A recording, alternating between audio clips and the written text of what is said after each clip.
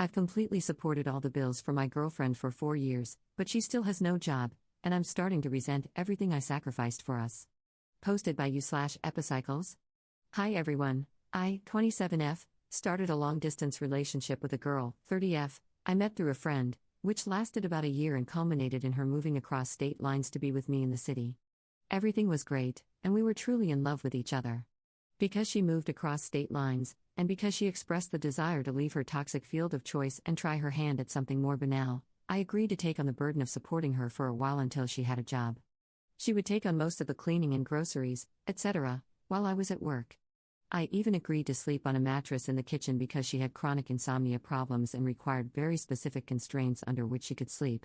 I could not tolerate these while working. I feel like I've done everything I could for her, including taking care of her expensive medical needs, which destroyed my savings.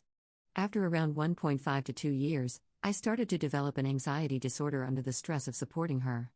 What had at first been something I was willing to do out of kindness and love quickly became a consent issue and has turned into a burden. Fast forward to now, 4 years after she came to the city, and still no job. I am a nervous wreck, and I feel completely emotionally run down by the burden of supporting her. I've destroyed my body by putting on weight due to the stress as well. I used to be pretty happy and carefree, but now I'm just depressed and anxious all the time. We have a non-existent sex life because my sex drive has tanked completely. I don't know what to do because I still love her, and we have a loving, romantic relationship otherwise. She's never really done anything wrong, if that makes sense. She's been loving, helpful, and genuinely seems affected by not succeeding in finding a job and helping shoulder the burden. I never really cared for my mental health much before, but it's really starting to affect me. I've become emotionally unstable, and sometimes the stress and resentment come through in my interactions with her. The hardest part about this is that I can tell she's trying and just failing. I've tried to help, and I've been rebuffed several times and only able to help a bit, but otherwise, she hasn't done anything wrong. If she has, I haven't been able to tell what she's doing wrong in particular, because I can't and don't want to be there 24/7 to monitor every job application. But I am resentful because I feel like I've sacrificed everything from my body to my mental health to make this relationship happen, but it's just not happening. What do I do? To make it clear, this is a big, deal-breaking issue for me that I've told her is my primary source of stress and anxiety. I don't see much change, and I think she's too ashamed at this point to give me updates, which just compounds my stress because of the radio silence. Top/relevant comments. Commenter. How is she failing? To what kind of work is she applying? What field did she leave? I understand you love her and want this to work. Based on what you said, this isn't her taking advantage, she's just having a hard time. However, you are too, and there needs to be a solution if you want to stay together. Why can't she take something just while she searches? I imagine the 4-year gap is working against her, she might need to start from scratch. Also, you need help. As in, help taking care of yourself and your finances. If she can't get it together, maybe she needs to go home for a while so you can get a break. Regarding your emotional state, I don't know if you're insured, but perhaps speak to a therapist. Good luck, friend. Ops response. She has an MBA, but she doesn't seem to be getting any responses from recruiters and hasn't been to a single interview in the 4 years. She left politics after 13 years, starting from teen volunteer, so this is a huge shift. I believe she's applying to director level or senior level positions, but I can't confirm it. I know that this would be a huge error if it were true, but like I said, I'm trying not to micromanage how and where she applies, hoping she'd do the right thing on her own. I'm fine with temp jobs, but I previously asked that she not take a minimum wage hourly role, because I thought it'd be a waste of time and a bit of a cop-out given her experience and degree. That may have been a mistake. We've done the week-long break thing before, but it seems like I need it every quarter or so to stay sane, which is a big ask. I am insured, and I've recently started going to a therapist where I'll be talking about this stuff. I've previously asked my girlfriend to go to couples therapy, but she's against it. Commenter 2. I can relate to your situation, up. Relationships, in my opinion, need balance and partnership, sharing costs, aligning on career ambitions, and setting joint health and financial goals. You come across as supportive and empathetic. It's okay to be a safety net, but not an enabler. Have a conversation with her. Set clear expectations and time-bound goals. Focus on your own health goals, like continuing therapy and engaging in daily physical activity, and check in on hers, such as counseling, managing depression, and her sleep condition. Set expectations for follow-through on both sides. Ask her directly how she plans to contribute to healthcare bills, rent, and other monthly expenses. Set a target percentage for her contributions and establish a clear deadline. Then, ask how she intends to meet that goal and make sure there's follow-through. In terms of her career, dig deeper. The information you've shared so far is too general to expect real accountability. Has she taken any online courses or earned certifications? Is she using free self-directed resources or reading professional development books? Has she done mock interviews, networking, or cold outreach?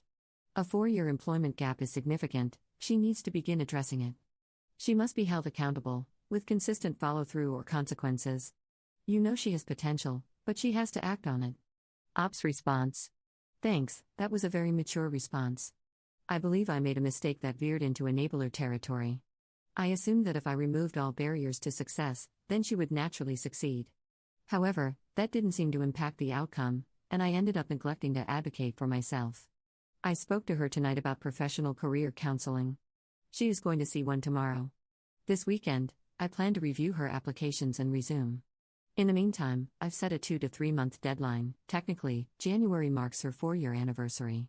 We haven't discussed concrete financial splits yet, but I made it very clear that 4 years is unacceptable. While I've previously framed my thinking around when she gets a job, I've started to seriously consider the question of what if she doesn't.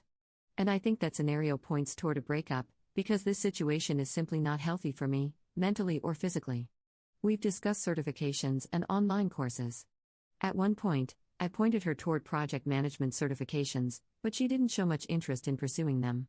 She doesn't network, but she does send cold emails and tries to work with recruiters.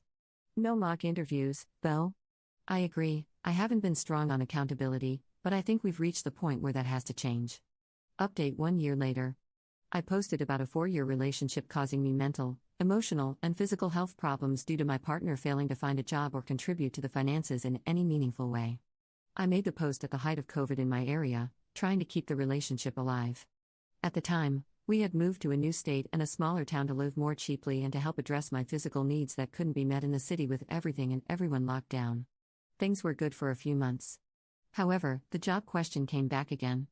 I was working full-time and had taken on new responsibilities for keeping myself in shape, working hard to lose the weight. That's when I noticed she was just kind of existing. She wasn't excited about anything in the area and wasn't doing much to find jobs.